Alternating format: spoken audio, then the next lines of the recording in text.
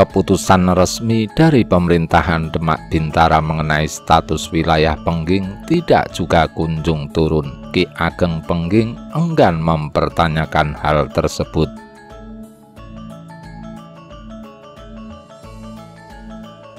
Walaupun sesungguhnya beliau sudah resmi tidak menjabat sebagai seorang adipati, namun pada kenyataannya beliaulah yang tetap harus mengelola Pengging dan menjaga kawasan tersebut agar senantiasa kondusif. Tentu saja statusnya yang bukan adipati mempersulit bagi beliau untuk mengeluarkan kebijaksanaan baru dalam urusan ketatanegaraan. Pengging ibarat wilayah tanpa penguasa. Pengging stagnan dalam segala bidang, hanya penarikan upeti dan penyaluran ke pemerintah pusat saja yang terus berjalan. Selain itu, Pengging sudah tidak berarti apa-apa lagi. Dalam kemiliteran, Pengging sama sekali sudah lumpuh. Pengging adalah wilayah terbuka tanpa perlindungan. Untung Pengging tetap terkendali.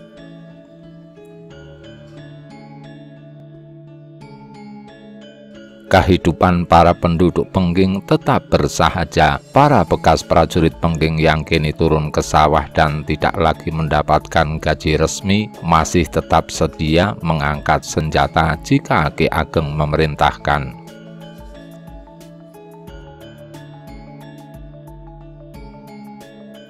Pengging bagi wilayah tak bertuan.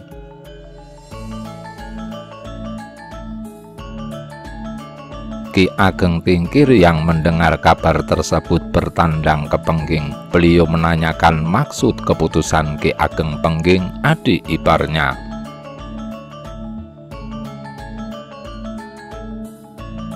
Dan Ki Ageng Pengging memberikan jawaban yang sejujurnya bahwasanya ia sudah tidak mau lagi terlibat dengan urusan tetek pengek politik. Beliau lilo legowo menerima untuk sekedar menjadi wong cilik asal hidup lebih tenang dan jauh dari keserakahan duniawi.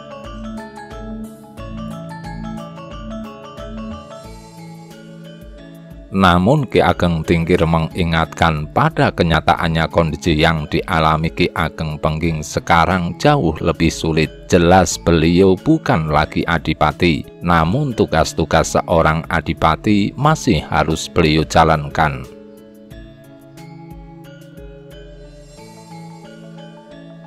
Tanpa hak kewenangan mengeluarkan kebijaksanaan, tanpa hak mempunyai kekuatan perlindungan wilayah, tanpa hak gaji penuh dari hasil pajak.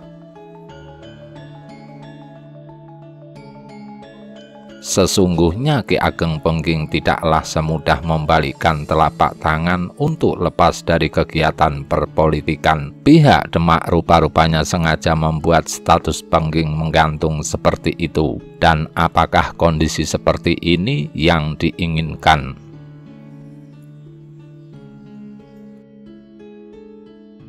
Ki Ageng Pengging terdiam dan Ki Ageng Tingkir menyarankan apabila memang sudah mantap dengan keputusannya, seyogyanya segera meminta kepada Sultan Demak untuk memberikan keputusan pasti mengenai Pengging.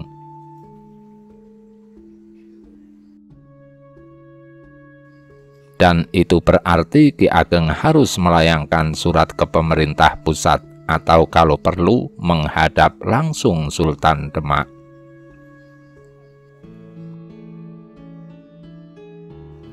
Dan Ki Ageng Pengging tampak enggan. Melihat keengganan di wajah adik iparnya, Ki Ageng Tingkir mengingatkan sekali lagi dengan nada agak keras.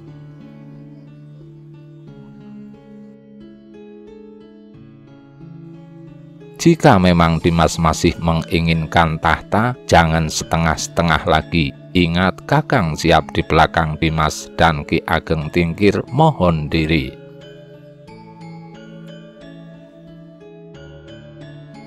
Dan itulah terakhir kali Ki Ageng Pengging melihat kakak iparnya. 2 bulan kemudian Ki Ageng Tingkir wafat. Ki Ageng Tingkir sudah memeluk Islam. Manakala jenazah hendak dimandikan, Ki Ageng Pengging berbisik di telinga kanan jenazah kakak iparnya.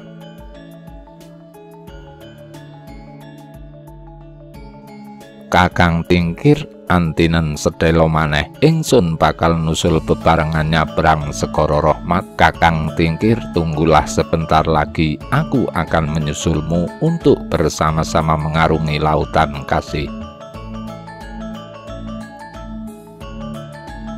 Kelahiran Ki Mas Karepet.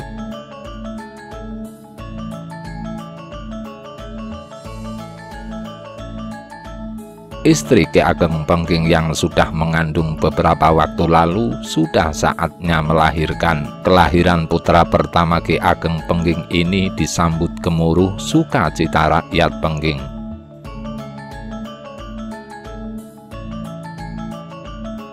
Upacara kelahiran pun digelar sangat meriah. Beberapa pandita Sivabuddha datang tanpa diundang demi untuk memberikan doa-doa keselamatan. Hadir pula Ki Ageng Butuh dan Ki Ageng Ngerang.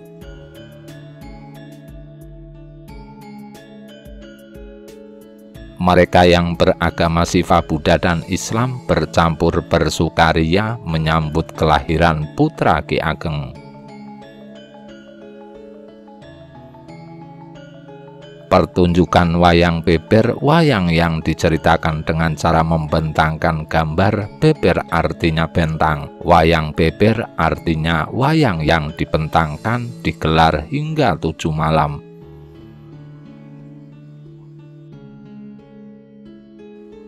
Ki Ageng Pengging memberikan nama Ki Mas Karepet kepada putranya. Karepet adalah nama lain dari wayang beber. Wayang Karepet sama artinya dengan wayang beber.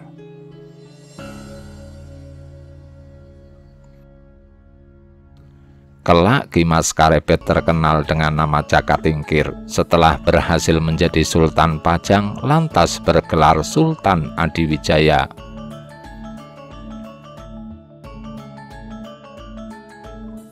Pada malam ke-7 menjelang dini hari, manakala pertunjukan wayang hampir usai, para tamu dikejutkan dengan jatuhnya seberkas cahaya dari langit menuju dalam agung. Cahaya yang sangat jelas itu meluncur dari atas langit, bergerak cepat mengarah atap dalam agung di mana Ki Mas Karepet ada di dalam sana, dan cahaya itu lenyap tepat setelah menyentuh atap. Para tamu geger.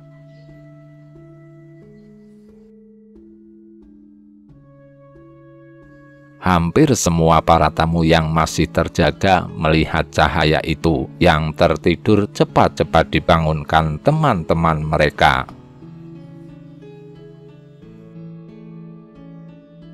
Kejadian yang langka ini segera menyita perhatian semua yang tengah bersukacita menyambut kelahiran Ki Mas Karepet. Semua tamu pun sibuk memperkirakan cahaya apa yang barusan terlihat. Sinarnya terang sedikit kebiru-biruan.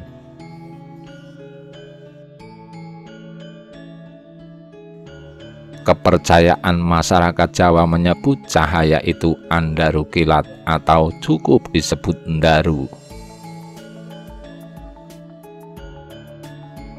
Suatu cahaya yang membawa wahyu ke Prabon atau tanda bahwa di mana kediaman orang yang kejatuhan Andaru Kilat sudah bisa dipastikan kelak akan menjadi penguasa agung, menjadi seorang raja besar.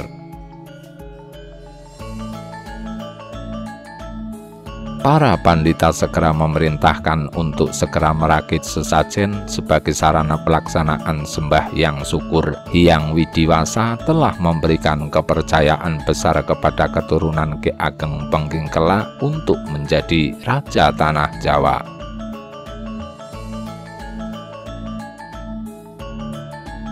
Menjelang pagi hari, begitu pertunjukan wayang beber usai, upacara persembahyangan pun digelar. Mantra-mantra Weda terlantun sahdu pagi-pagi buta.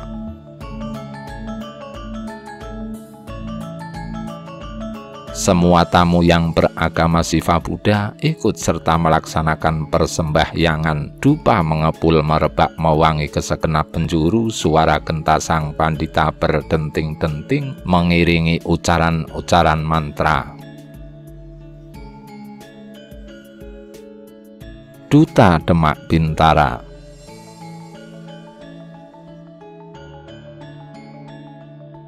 Tiga tahun sudah berlalu dan 3 tahun sudah Ki Ageng Pengging harus mengelola Pengging tanpa status yang jelas. Mas Karebet tumbuh menjadi bayi yang sehat dan montok.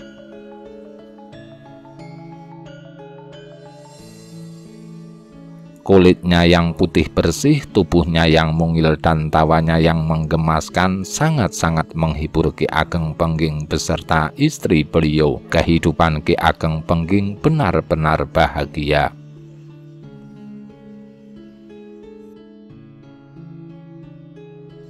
Hyang Widi melimpahkan kedamaian cinta kasih dalam keluarga beliau.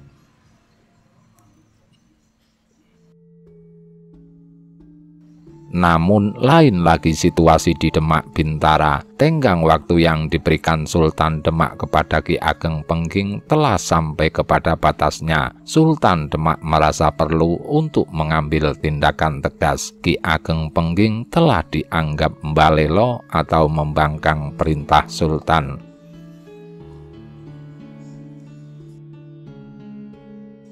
Setelah menggelar sidang dengan para pembesar kesultanan, Sultan Demak segera mengirim utusan ke Giri Kedaton, meminta restu Sunan Giri pemimpin Dewan Wali Sangha untuk memberikan wewenang mengambil keputusan tegas kepada Ki Ageng Pengging, dan Dewan Wali merestuinya.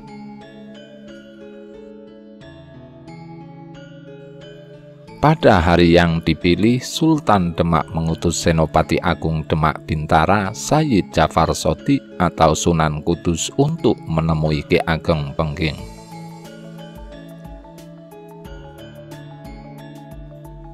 Perintah yang diberikan sangatlah tegas, yaitu memerintahkan Ki Ageng Pengging untuk menghadap ke Demak Bintara. Apabila tetap bersikukuh dengan keengganannya, maka Senopati Demak diberikan wewenang penuh untuk menyingkirkan Ki Ageng Pengging yang sudah dianggap sebagai pembangkang.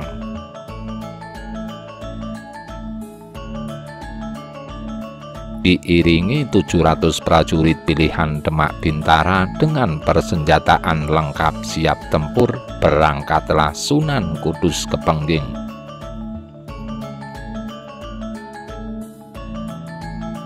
Tidak diceritakan dalam perjalanan, Sunan Kudus beserta prajurit pilihan Demak Bintara akhirnya sampai di wilayah Pengging malam telah menjelang.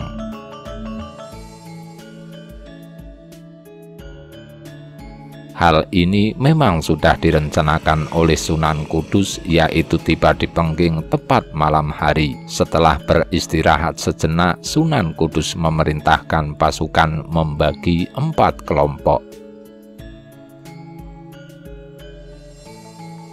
Masing-masing ditempatkan di keempat penjuru arah mengepung Pengging. Seluruh prajurit segera bergerak menempati pos masing-masing. Pengging dalam sekejap telah terkepung dari semua arah.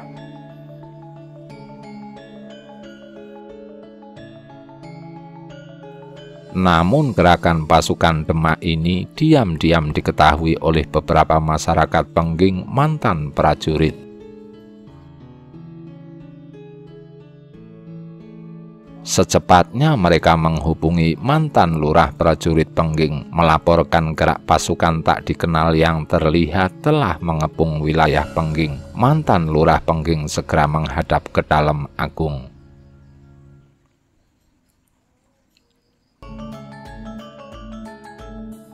Malam itu Ki Ageng Pengging mendapat laporan dari mantan lurah prajurit Pengging bahwasanya wilayah Pengging telah dikepung dari 4 penjuru oleh sepasukan tak dikenal, dan mantan lurah prajurit memperkirakan mereka adalah pasukan dari Demak Bintara.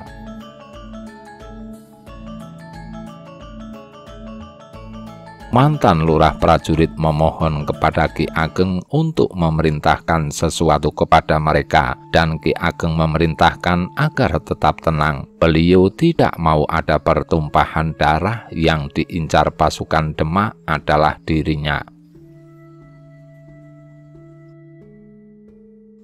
Maka Ki Ageng meyakinkan mereka beliau akan menyelesaikan permasalahan ini secara damai. Namun tidak ada salahnya para mantan prajurit Pengging disiagakan malam ini juga. Mantan lurah Pengging mendengar jawaban Ki Ageng Pengging segera bergegas mohon undur dengan menggunakan sandi suara burung malam tiruan, suara sandi prajurit Pengging dulu.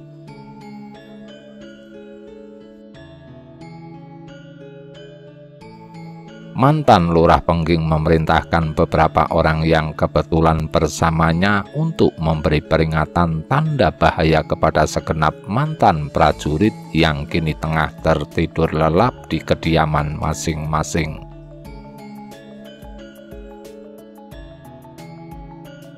Dari rumah ke rumah, begitu mendengar bunyi sandi suara burung malam tiruan, para bekas prajurit Pengging terjaga. Kalaupun ada yang tidak terjaga saking lelapnya tertidur, istri maupun keluarga yang lain segera membangunkan mereka.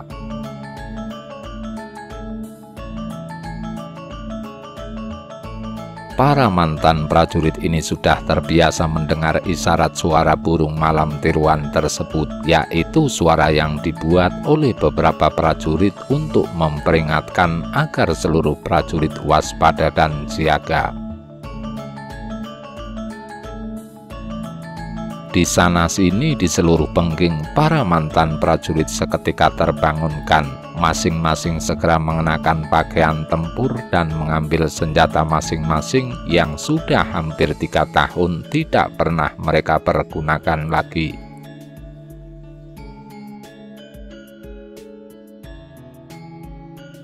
Kini tinggal menunggu suara tersebut terdengar lagi. Jika kembali terdengar, maka pertanda seluruh prajurit harus menempati pos mereka dahulu, pos masing-masing. Namun bunyi yang dinanti-nantikan tidak juga kunjung terdengar.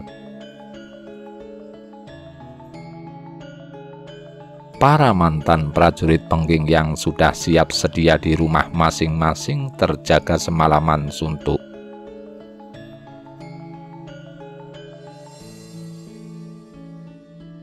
Inilah kejadian sesungguhnya yang terjadi waktu itu. Dalam baba tanah Jawa hanya diceritakan begitu Sunan Kudus dan bala tentara Demak tiba di pinggiran wilayah Pengging, mereka serta-merta membunyikan gong Kiai Sima.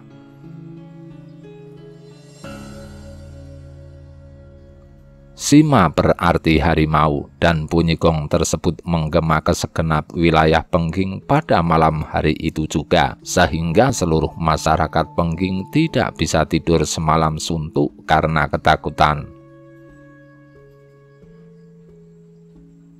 Padahal yang dimaksud bahwasanya kedatangan Sunan Kudus beserta pasukan Demak di wilayah Pengging bagaikan seekor harimau yang tengah mengincar mangsanya, yaitu Ki Ageng Pengging.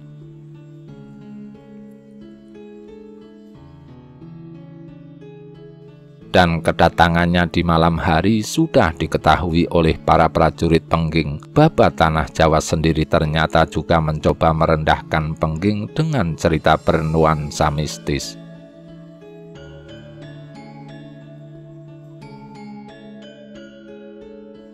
Dan Sunan Kudus yang berpengalaman juga telah menyadari bahwa kehadirannya beserta tentara Demak telah diketahui masyarakat Pengging.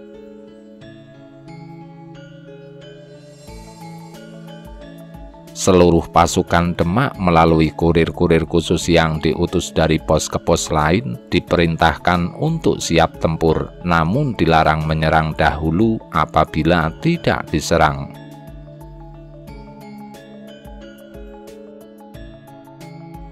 Seluruh lurah prajurit pemimpin pos baik yang ada di utara, timur, selatan, dan barat setelah menerima pesan kurir segera memerintahkan seluruh pasukan untuk siap tempur. Busur dan anak panah telah terpasang, senjata telah terhunus, tinggal menunggu komando selanjutnya.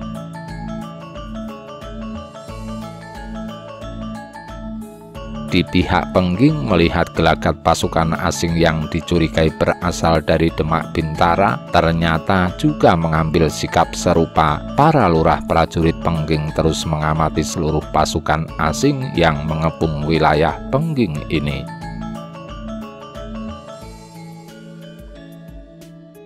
Mereka memutuskan tidak akan menyerang apabila mereka tidak diserang, dan bunyi sandi suara burung malam tiruan tidak juga segera terdengar lagi.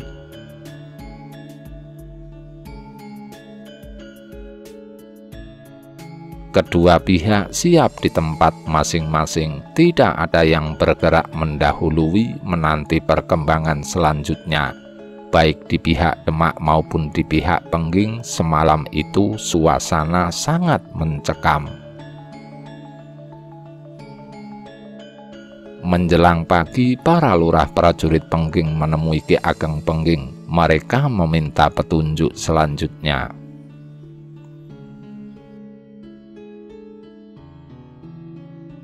Dan Ki Ageng Pengging mengutus seorang lurah prajurit beserta beberapa prajurit pilihan untuk menemui pemimpin pasukan yang mengepung wilayah beliau semenjak semalaman.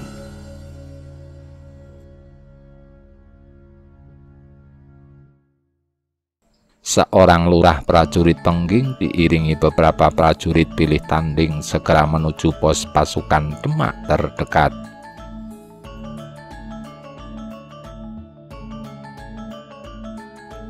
Mereka menemui lurah prajurit Demak yang kebetulan bertugas memimpin pos utara dan menyatakan ingin bertemu pemimpin pasukan Demak atas permintaan Ki Ageng Pengging.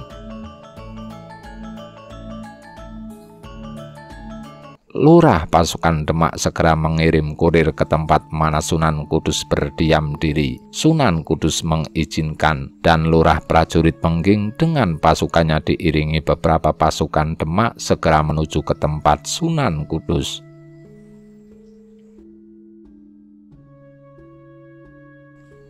Lurah prajurit Pengging sekarang semakin yakin bahwa pasukan yang tengah mengepung wilayah Pengging adalah benar-benar dari Demak Bintara.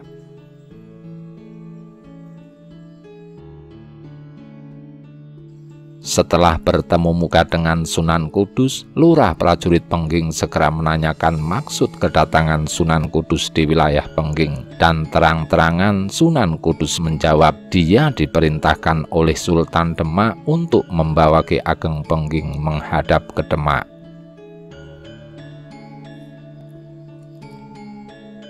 Lurah prajurit Pengging sedikit mengungkapkan ketidaksenangannya dengan cara kedatangan pasukan Demak yang mengepung Pengging seperti itu, seolah-olah Pengging adalah wilayah pembangkang, pemberontak, dan siap untuk dilumatkan.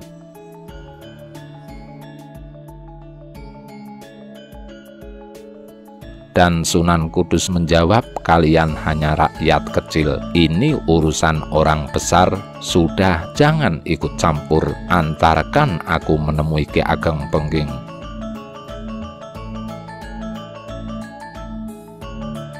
Walau dengan hati panas, lurah prajurit Pengging segera mengantarkan Sunan Kudus menemui Ki Ageng Pengging.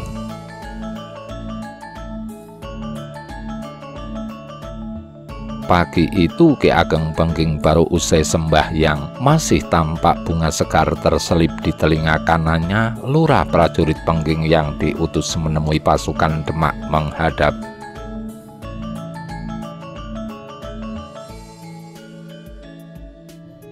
Dia melaporkan bahwa Sunan Kudus Senopati Agung Demak Bintara datang untuk bertemu dengan Ki Ageng Pengging pribadi.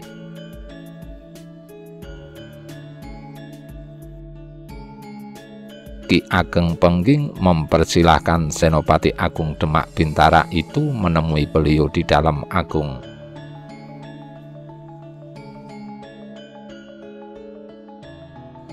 Sunan Kudus diiringi beberapa prajurit Demak segera menuju Dalem Agung. Lantas setelah dipersilahkan masuk oleh Ki Ageng Pengging, Sunan Kudus pun masuk ke bilik dalam. Prajurit pengiring dari Demak menunggu di luar.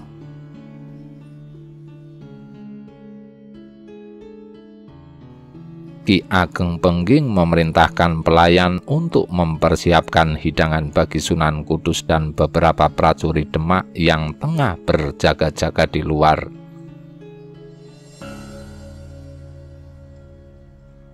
Di dalam bilik Dalem Agung, Sunan Kudus kini duduk bersila berhadap-hadapan dengan Ki Ageng Pengging. Setelah berbasa-basi sejenak, Ki Ageng Pengging segera menanyakan maksud kedatangan Sunan Kudus beserta pasukan Demak.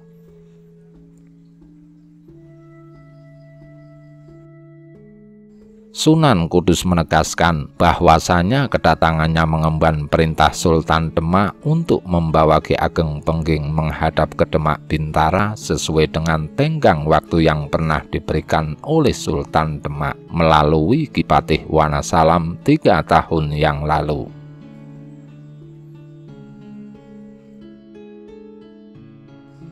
Dan Sunan Kudus tanpa basa-basi lagi menunjukkan surat perintah Sultan ke hadapan Ki Ageng Pengging langsung.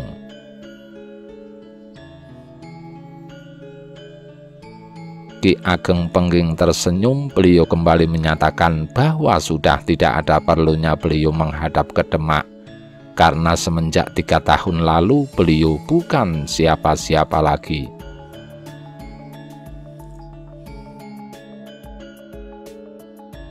Beliau hanya sekedar orang desa yang tengah menjalani kehidupan bersahaja, tidak ada kaitan sama sekali dengan perpolitikan negara. Beliau hanyalah seorang pertapa biasa.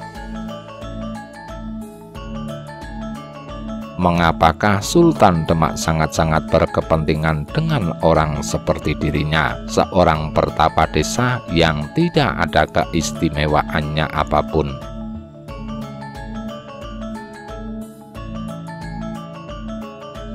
Sunan Kudus meragukan kata-kata Ki Ageng Pengging. Sunan Kudus meminta bukti kalau memang Ki Ageng Pengging memang seorang pertapa biasa, dan Sunan Kudus menantang berdebat tentang ilmu sejati dengan Ki Ageng Pengging.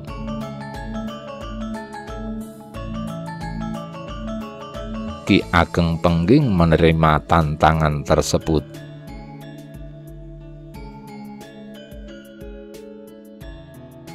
Dan terjadilah tanya jawab tentang ilmu sejati. Sunan Kudus melempar pertanyaan dan Ki Ageng Pengging menjawabnya, dan jawaban-jawaban Ki Ageng Pengging beberapa kali sempat membuat Sunan Kudus terperangah.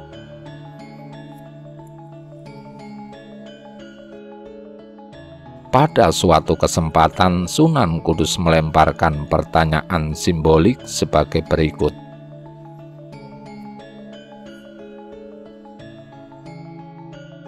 Kalamun ingsun kapanggih kalawan kekasihing wang, dadi kawula panmami kalamun ingsun kapisah kalawan kekasih mami. Sun dadi ratu, ratu-ratuning sabumi, ratu angratoni jagat. Manakala ingsun atau aku bertemu dengan kekasihku, ingsun atau aku menjadi kawula atau hamba. Manakala ingsun atau aku terpisah dengan kekasihku, ingsun atau aku menjadi raja, raja di raja seluruh bumi, raja yang merajai jagat raya. Siapakah ingsun atau aku dan siapakah kekasihku? Ki Ageng Pengging tersenyum dan menjawab,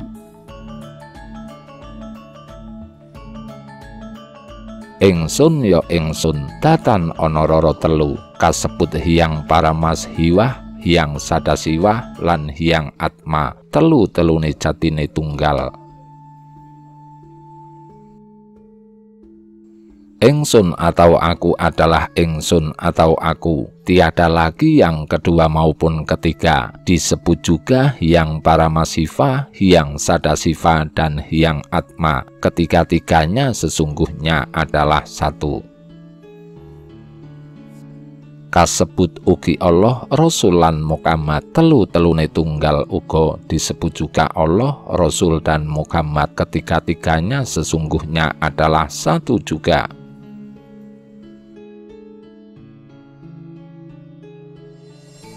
Kang ing ngaran kekasihing wang ya jisim ya sukma, yen ingsun kapanggih kelawan jisim lan sukma ingsun dadiya kawula.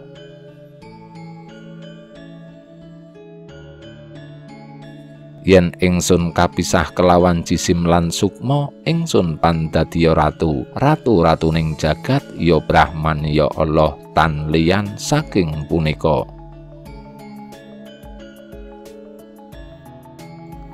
Yang disebut kekasihku adalah jasad dan sukma. Manakala ingsun atau aku bertemu dengan jasad dan sukma, ingsun atau aku menjadi kawula atau hamba.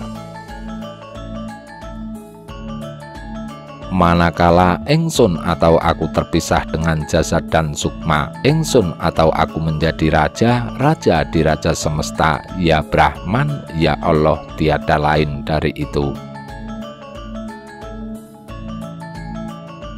Sunan Kudus tersenyum mendengar jawaban Ki Ageng Pengging, dan perdebatan semakin panas.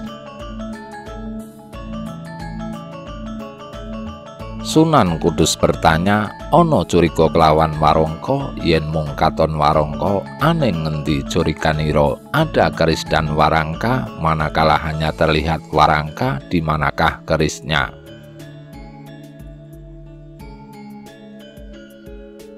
Ki Ageng Pengging menjawab, amanjing warangka manunggal anyawiji, masuk ke dalam warangka manunggal menjadi satu.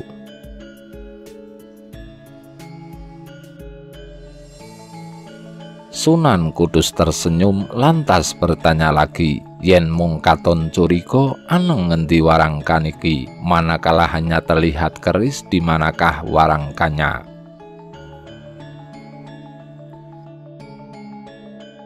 Ki Ageng Pengging menjawab, amanjing curiga manunggal anyawiji, masuk ke dalam keris manunggal menjadi satu.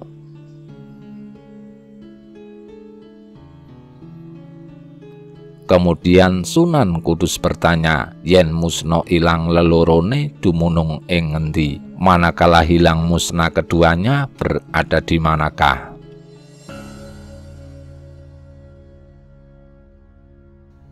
Ki Ageng Pengging menjawab, dumunung aneng urip, berada di dalam hidup.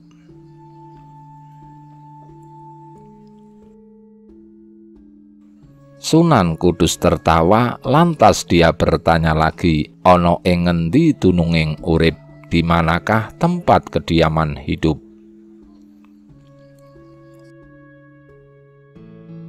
Ki Ageng pun menjawab, ana ing kalihing kangkung, ana ing kikiring punglu, ana ing susuhing angin, ana ing wekasaning langit.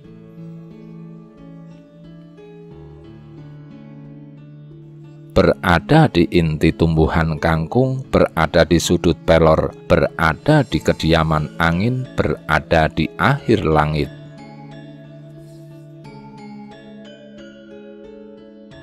Tumbuhan kangkung berlubang di bagian tengahnya, lantas di manakah intinya tumbuhan kangkung? Pelor atau mimis zaman dulu berbentuk bulat, lantas di manakah sudutnya? Angin senantiasa bergerak, lantas di manakah kediamannya? Langit tanpa batasan, lantas di manakah akhir langit? Inti kangkung, sudut pelor kediaman angin dan akhir langit, disitulah tempat kedudukan hidup berada. Kembali Sunan Kudus tersenyum, dan Sunan Kudus belum puas, kembali dia melempar pertanyaan.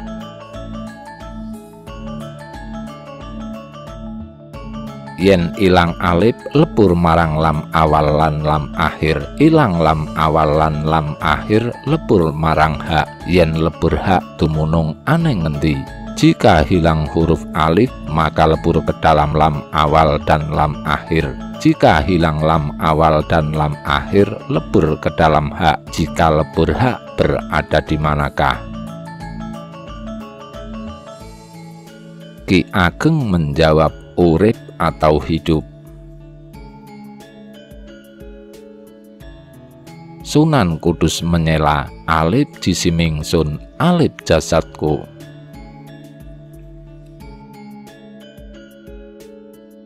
Ki Ageng menyela juga, angraganingsun, angragaku.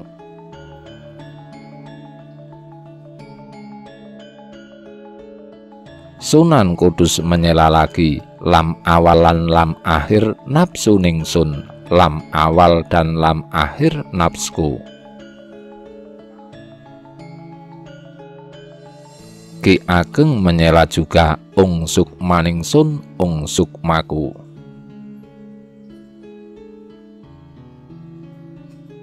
Sunan Kudus menimpali lagi, huruhu ningsun, hurohku.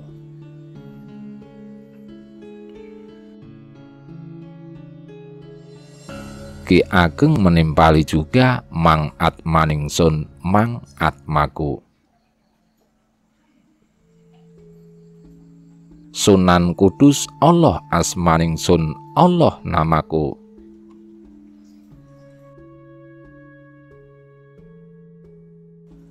Ki Ageng pengging, hong asmaning wang, hong namaku.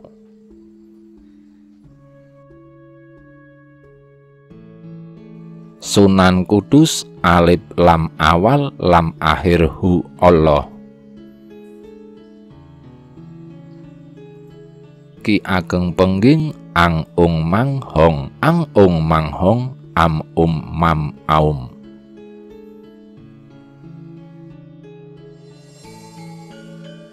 Sunan Kudus diam, lantas menantang secara halus, yen tebu weruh legine, yen endok weruh dadari, apabila tebu nyata manisnya, apabila telur nyata isinya.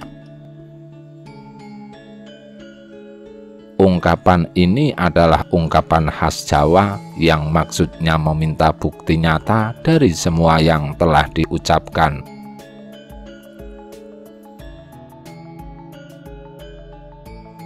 Ki Ageng tersenyum dan berkata, sumangga ing karsa, silahkan.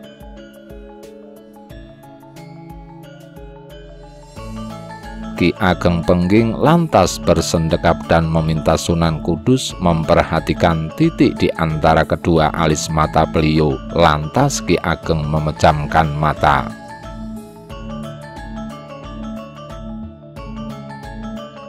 Sunan Kudus awas, dia lekat memperhatikan titik di antara kedua alis mata Ki Ageng pengging. Suasana mendadak berubah, ruangan di mana Sunan Kudus berada terasa hampa, senyap dan seolah tanpa suara sama sekali. Beberapa detik kemudian Sunan Kudus mendadak tersentak manakala dia melihat cahaya terang nan lembut memancar dari titik di antara kedua mata Ki Ageng pengging.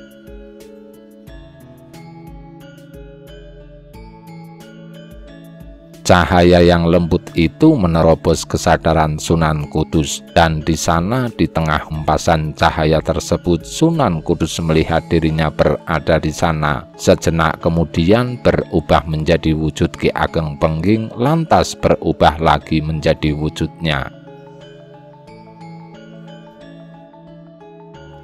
Sunan Kudus menutup mata, namun penampakan itu menembus kelopak matanya yang terpejam. Sunan Kudus lantas berkata, "Aku percaya Nak Mas Pengging, sudah cukup." Ki Ageng Pengging tersenyum, dan cahaya lembut yang memancar dari titik di tengah kedua alis matanya tersebut mendadak sirna tanpa bekas.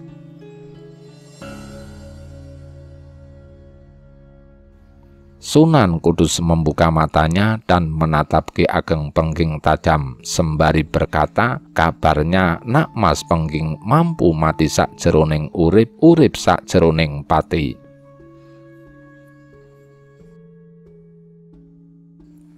Ki Ageng Pengging menjawab, Kangjeng Sunan, saya tahu Kangjeng Sultan Demak menganggap saya sebagai kelilip atau penghalang beliau. Tidak usah berbasa-basi lagi. Saya siap mati sekarang. Saya bisa mengakhiri kehidupanku saat ini juga.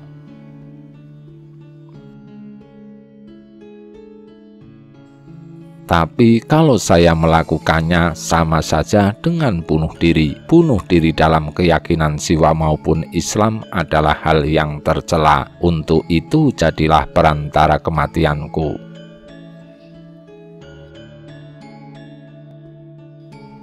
Sunan Kudus terdiam.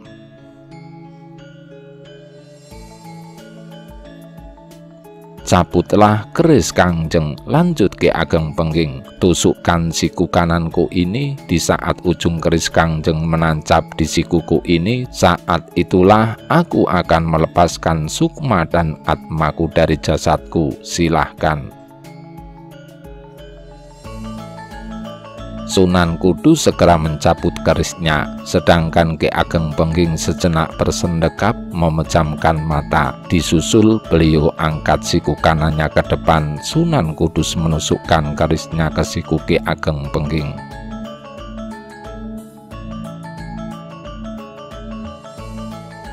Dan di saat itulah Ki Ageng Pengging melepaskan sukma dan atmanya.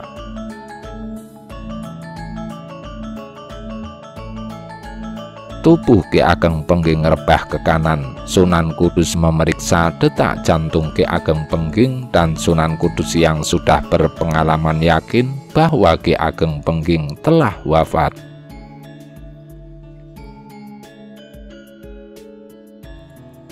Sejenak beliau membenahi jasad Ki Ageng. Lantas Sunan Kudus keluar dari bilik dalam agung. Silahkan membaca cerita ini langsung dari Babat Tanah Jawa untuk perbandingan.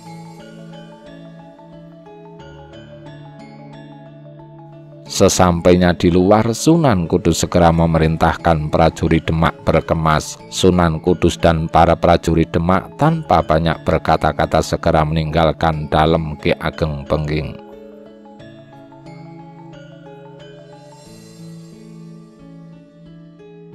Di dalam bilik dalam agung, tepat pada saat itu pelayan yang hendak menyediakan hidangan mohon masuk, tapi tidak ada jawaban. Bergegas dia lari memanggil Nyi Ageng Pengging.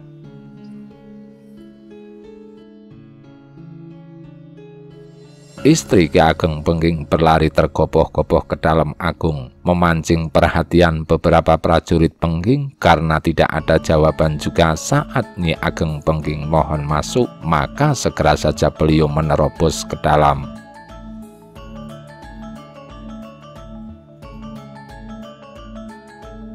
Dan terkejutlah Nyi Ageng Pengging melihat Ki Ageng Pengging telah terbujur kaku menjadi mayat.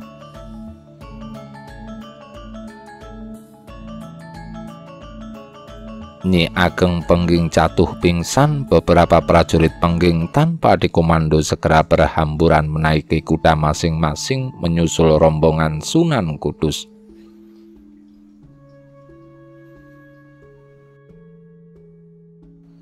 Para lurah prajurit Pengging menyusul kemudian. Bendeberi atau gong kecil yang dibunyikan untuk mengumpulkan para prajurit. Suaranya riuh rendah bercampur dengan pukulan kentongan bertalu-talu.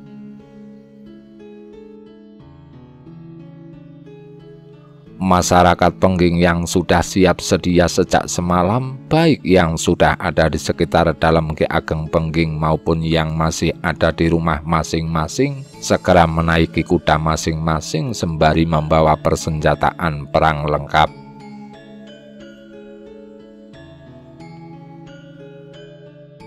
Di pihak pasukan Demak mendapati bendeberi dan kentongan berbunyi bertalu-talu segera mempersiapkan diri. Walau belum tahu pasti apa yang terjadi, mereka telah siap sedia jika prajurit Pengging menyerang.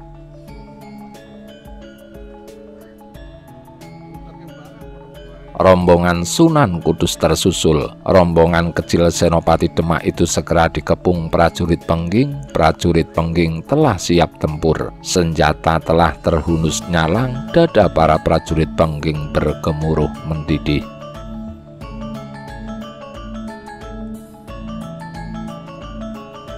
Sunan Kudus memerintahkan seorang prajurit Demak mengibarkan bendera merah, tanda bagi seluruh pasukan Demak yang ada di sudut-sudut Pengging untuk siap tempur suasana tegang.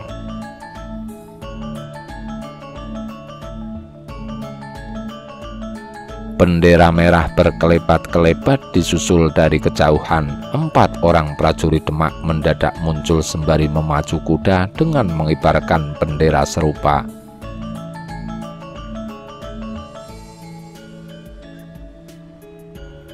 Keempatnya meneruskan perintah Sunan Kudus yang tengah terkepung kepada para pasukan yang siap sedia di sudut-sudut Pengging. Isyarat itu terlihat oleh para pemimpin pasukan Demak baik yang ada di utara, timur, selatan, dan barat. Serta-merta seluruh pasukan Demak keluar dari tempat persembunyiannya. Bergemuruh suaranya diiringi pekikan-pekikan nama Tuhan seperti kebiasaan mereka.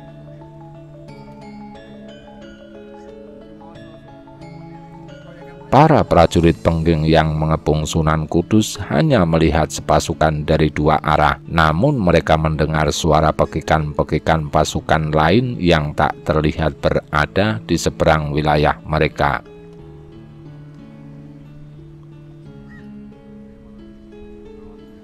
Mereka menyadari posisi mereka ini terkepung. Wilayah Pengging benar-benar terkepung. Hei kalian rakyat Pengging, kalian hanya rakyat biasa. Ini urusan orang besar, kembalilah pulang ke rumah masing-masing, teriak Sunan Kudus.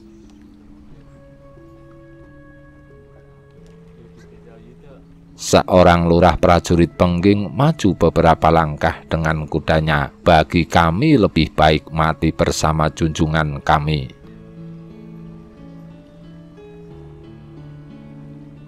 Sunan Kudus menjawab,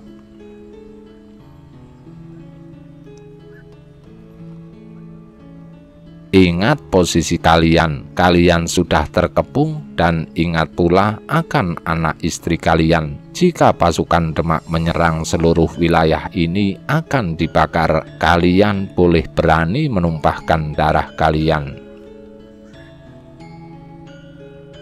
Tapi apakah kalian juga akan tega melihat anak istri kalian ikut menjadi korban? Nyali prajurit Pengging menciut begitu mendengar keretakan Sunan Kudus.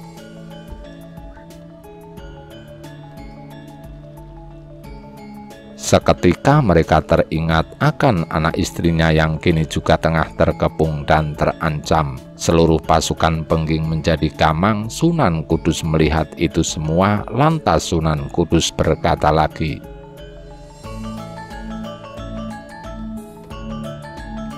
sarungkan senjata kalian, urusan kami hanya dengan Ki Ageng Pengging. Uruslah jenazah junjungan kalian, Kangjeng Sultan Demak akan memberikan pengampunan bagi kalian semua.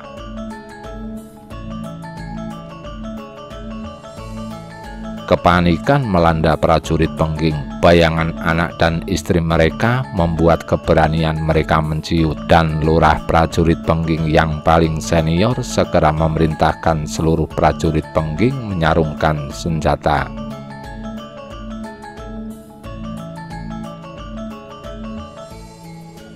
Disusul lurah prajurit Pengging memerintahkan memberikan jalan kepada rombongan Sunan Kudus yang terkepung.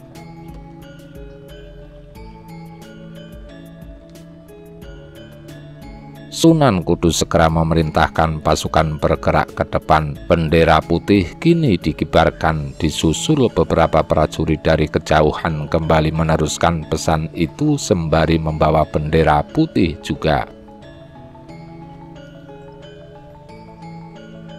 dan pemimpin pasukan Demak yang telah bersiap-siap di posisi masing-masing, begitu melihat bendera merah berganti bendera putih, segera memerintahkan pasukan masing-masing untuk menyarungkan senjata.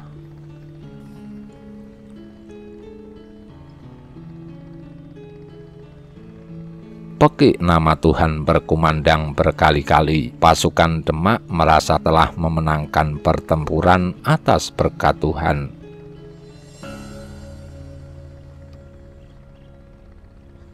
Di pihak lain, prajurit Pengging masih menyimpan bara amarah. Seandainya mereka berhadap-hadapan di garis depan seperti saat peperangan Majapahit dan Demak dulu, pasti mereka tak segan-segan menumpahkan darah.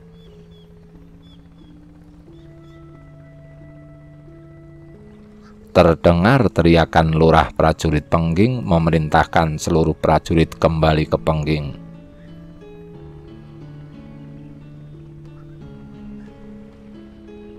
Duka menyelimuti Pengging. Jenazah Ki Ageng Pengging segera disucikan. Upacara serada tergelar. Para pandita Siva Buddha berdatangan. Pengging bergabung.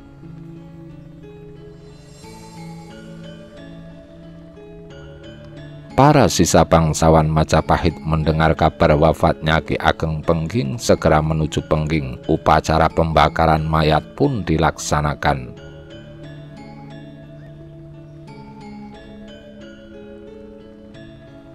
Sebulan setelah wafatnya Ki Ageng Pengging, Nyai Ageng Pengging yang jatuh sakit menyusul. Beliau wafat, kembali Pengging berduka, mendung menyelimuti Pengging.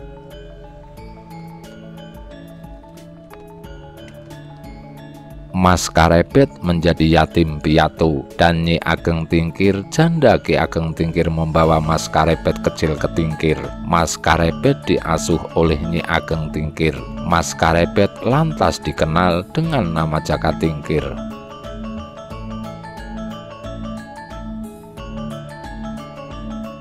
Kelak di kemudian hari, Mas Karebet atau Jaka Tingkir berhasil mendirikan Kesultanan Pajang dan menjadi Raja Tanah Jawa, dan beliau bergelar Sultan Adiwijaya.